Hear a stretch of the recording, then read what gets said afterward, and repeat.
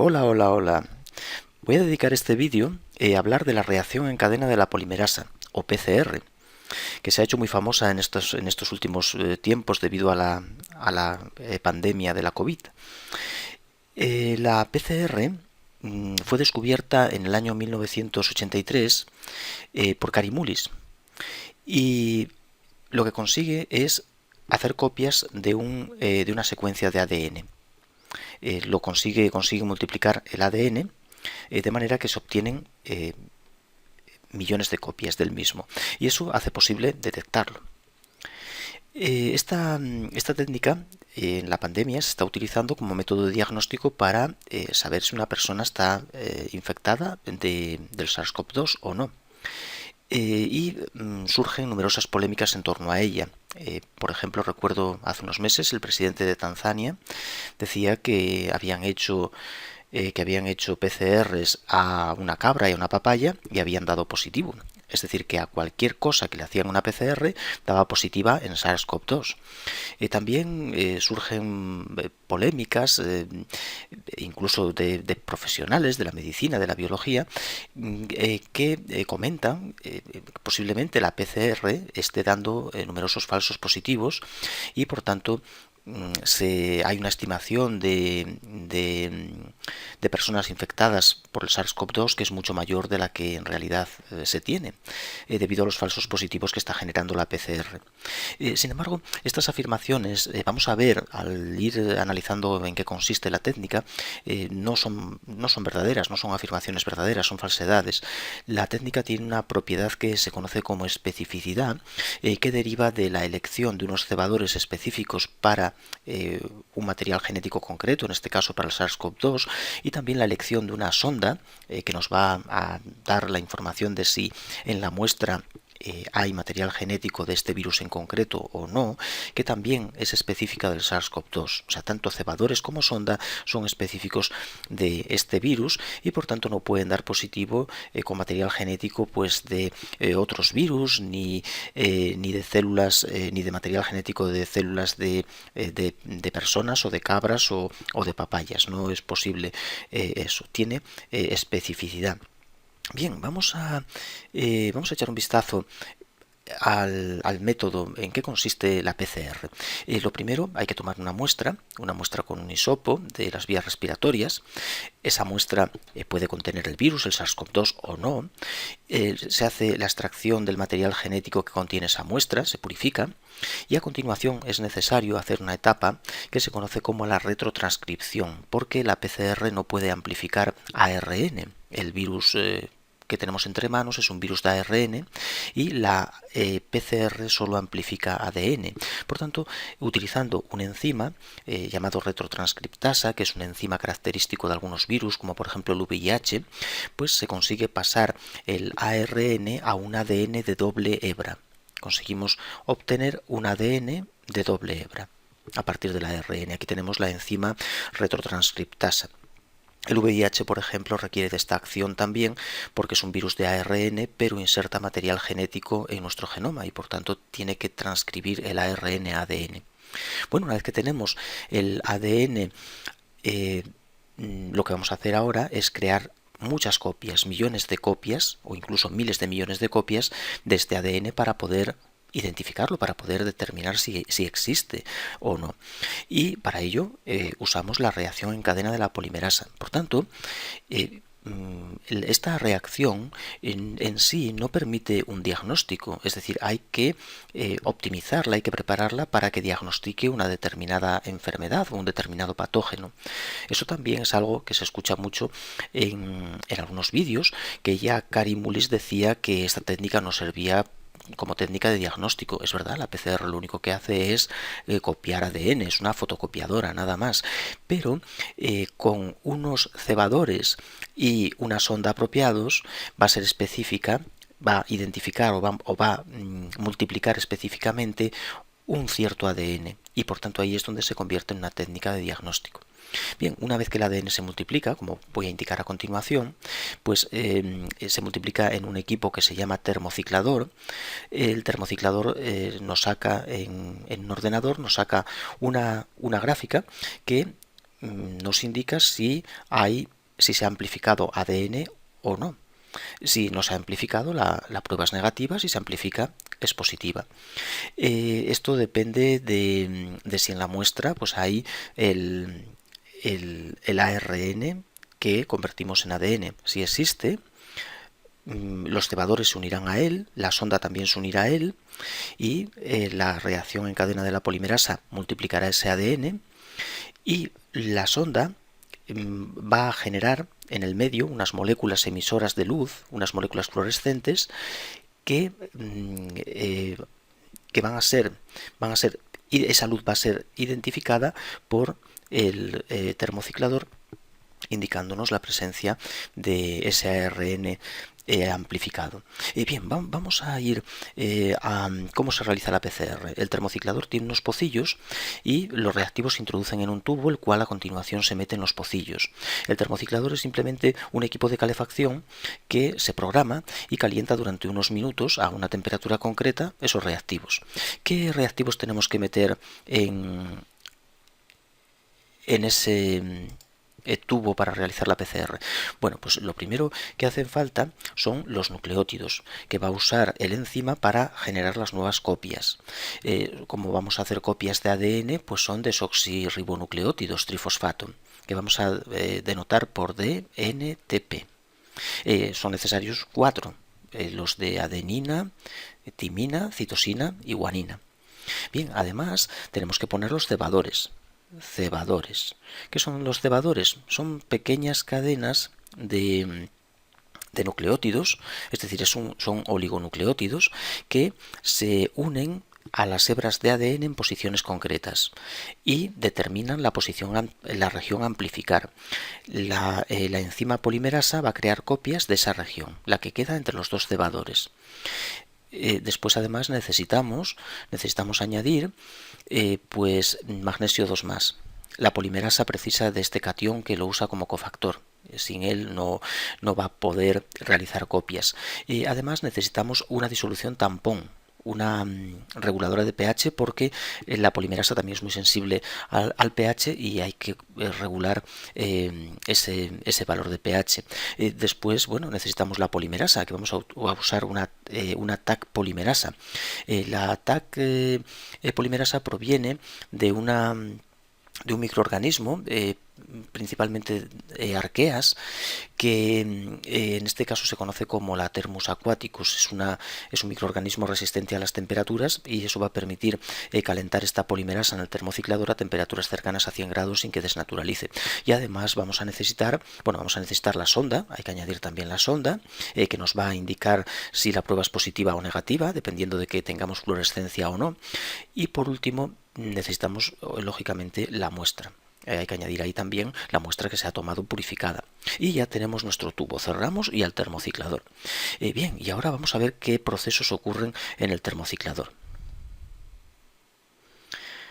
Bueno, aquí tenemos nuestro termociclador, la muestra, y en el interior de ese tubo, junto con la TAC polimerasa, los nucleótidos trifosfato, los cebadores, la sonda, pues vamos a tener fragmentos de ADN que provienen del ARN viral, si es que lo hay. El termociclador empieza el primer ciclo. El primer ciclo se comienza con el calentamiento a 98 grados, que produce la desnaturalización del ADN, es decir, las dos hebras se separan. Aquí lo tenemos, el ADN se ha desnaturalizado. A continuación bajamos la temperatura en torno a 40-60 grados, y en ese momento los primers que tenemos en el medio, los cebadores, se van a unir a regiones específicas de esas hebras del ADN, a las regiones complementarias.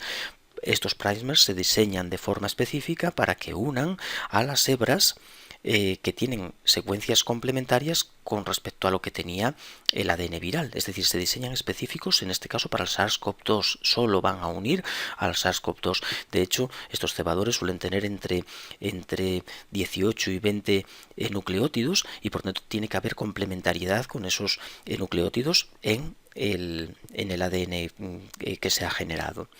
Por ejemplo, si el ADN tiene aquí una adenina, pues aquí el cebador tiene que tener una timina.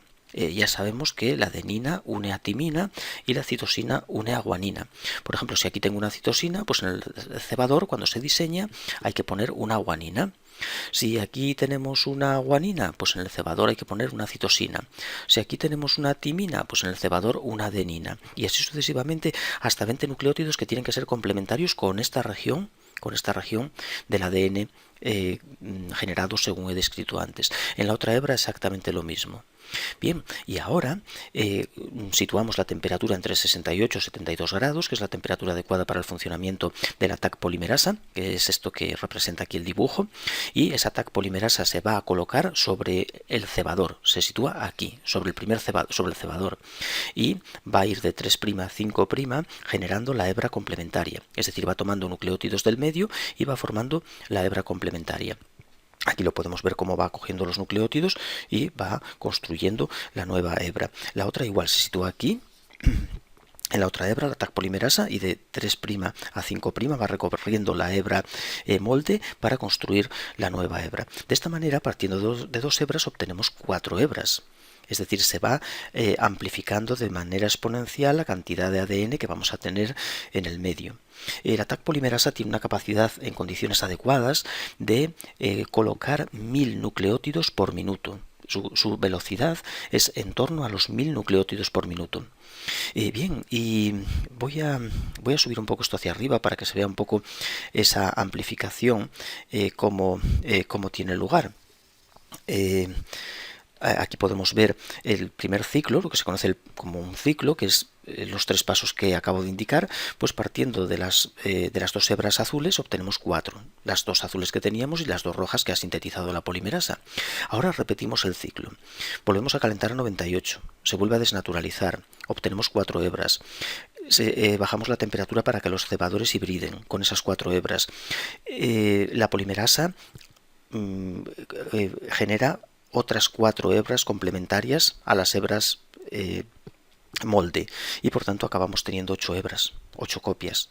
Esas 8 copias se desnaturalizan, seguimos con otro ciclo, el siguiente ciclo, el segundo ciclo. Esas 8 copias se desnaturalizan.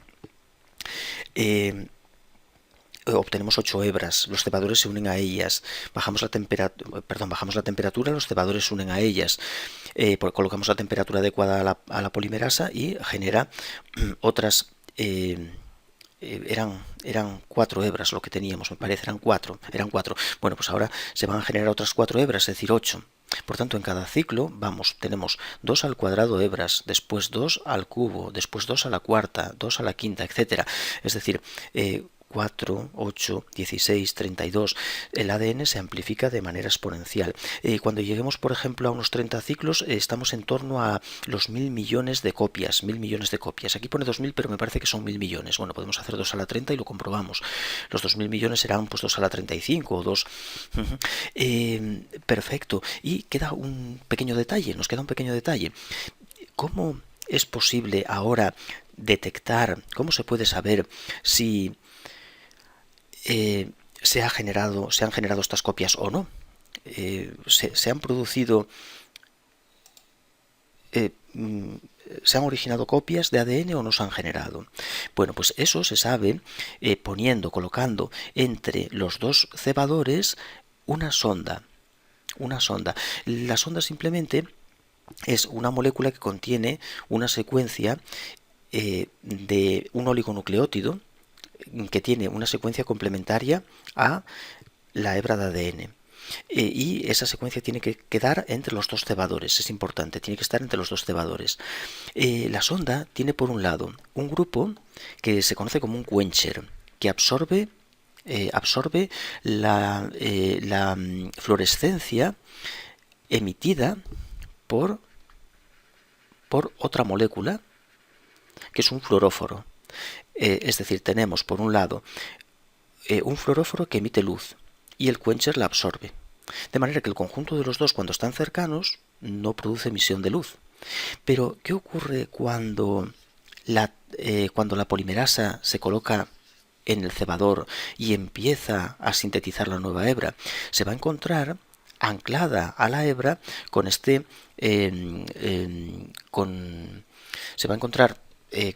oligonucleótido. ahí en el medio. Y la Taq polimerasa tiene propiedades de exonucleasa, es decir, es capaz de romper oligonucleótidos que se encuentren en su camino. Si cuando está fabricando la nueva hebra se encuentra con con nucleótidos unidos a ella, los puede romper, puede separarlos de la hebra para continuar generando la suya. Por tanto, en cuanto se rompa este oligonucleótido, va a dejar por un lado separado el emisor de fluorescencia del quencher, y eso va a hacer que la sonda empiece a emitir fluorescencia. Esta fluorescencia va a llegar al detector que tiene el termociclador, y eso indica que la prueba es positiva.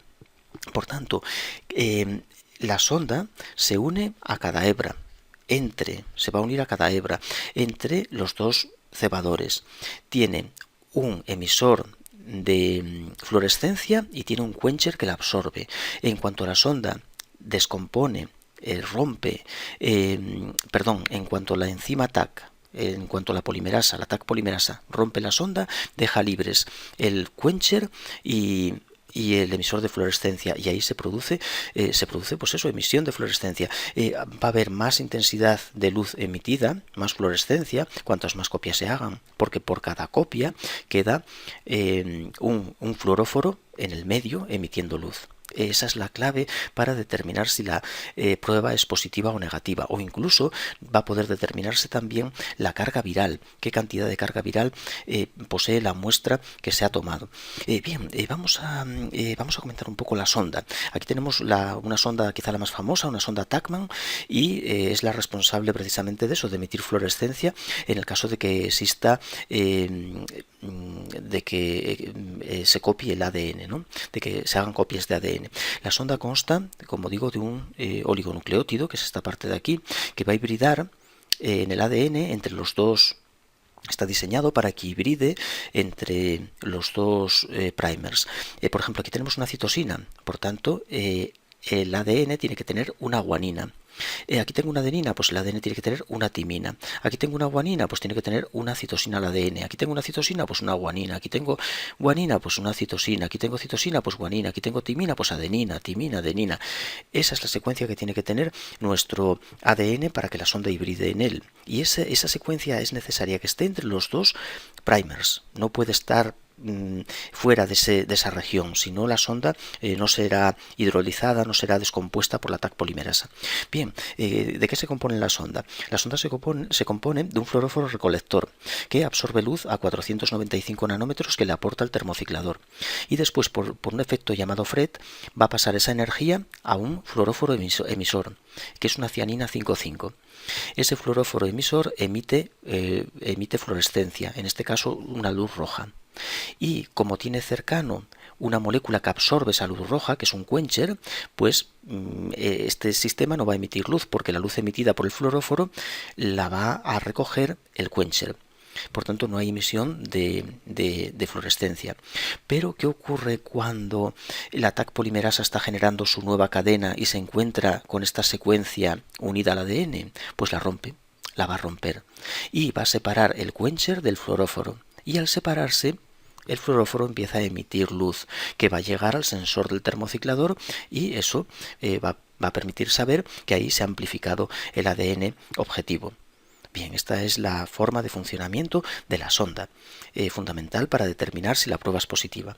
Bueno, y ahora ya con esto ya lo tenemos todo, ya sabemos cómo funciona la PCR. En el caso concreto del SARS-CoV-2, los primers y la sonda, pues por ejemplo para el gen N del SARS-CoV-2 uno de los primers viene dado por este oligonucleótido y el otro por este. Como puedes ver, son oligonucleótidos de 20 letras aproximadamente, y la sonda pues tiene más, tiene 25 o por ahí letras, y todos ellos tienen que hibridar de forma específica en una región concreta, es decir, en una región del gen N del SARS-CoV-2. Son específicos de él, no hibridan ni con material genético humano, ni de cabra, ni de papaya, ni específicamente con el ADN, con el ADN generado a partir del ARN viral.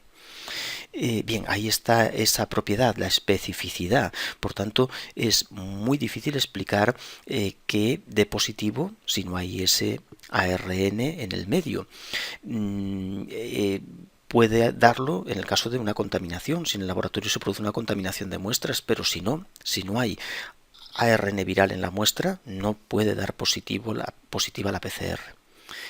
Su gran virtud es la especificidad que posee. Aquí, por ejemplo, tenemos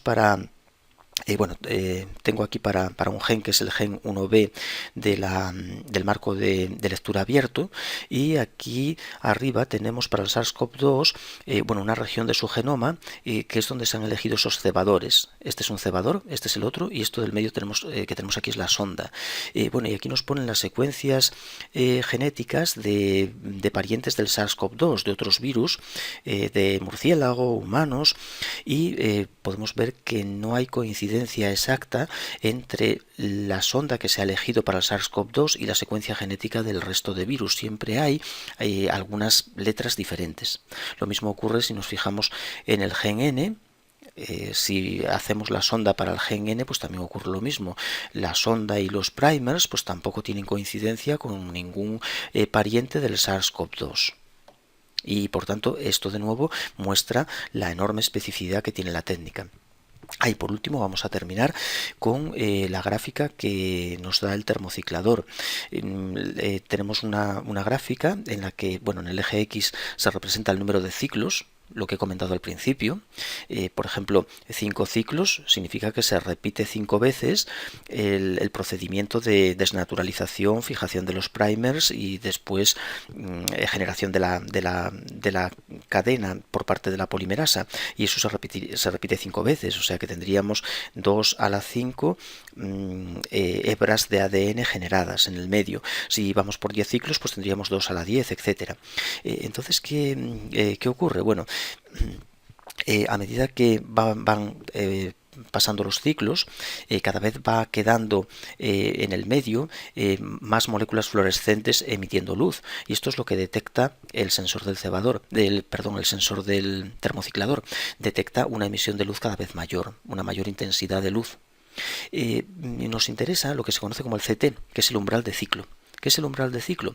Es el número mínimo de ciclos que permiten detectar fluorescencia. Por ejemplo, aquí en esta gráfica, aquí se empieza a detectar la fluorescencia, y eso está en el ciclo número 11.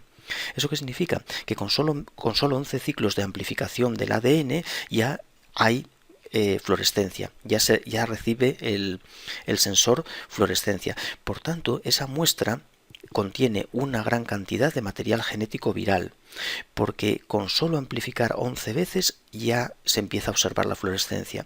Esto corresponde a una persona, un paciente, que tiene una elevadísima carga viral. Por tanto, la infección está en un momento álgido y este paciente es muy contagioso.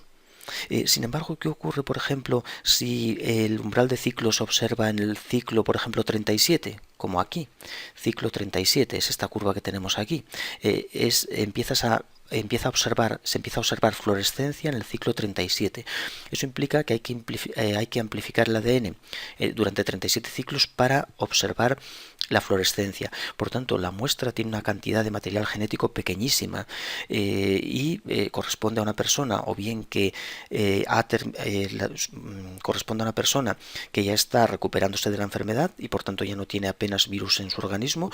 Puede que incluso no sea ni contagiosa, porque lo que detecta la PCR sean fragmentos de ARN viral que no corresponden a partículas virales activas, o bien también podría ocurrir que se trate de una persona que está empezando con la enfermedad y tiene aún muy poca carga viral porque lleva un par de días, han pasado un par de días después de la infección. Por tanto, el CT es un dato importante y que debe tenerse en cuenta, debe darse como resultado también de la PCR. La PCR no solamente debe ser negativa o positiva, sino la PCR debe ser positiva con un determinado CT, porque eso da una información relevante. Pues esto es todo. Espero que haya aclarado un poco sobre esta técnica, aunque es bastante amplio para resumirlo en poco tiempo, pero espero que sea útil.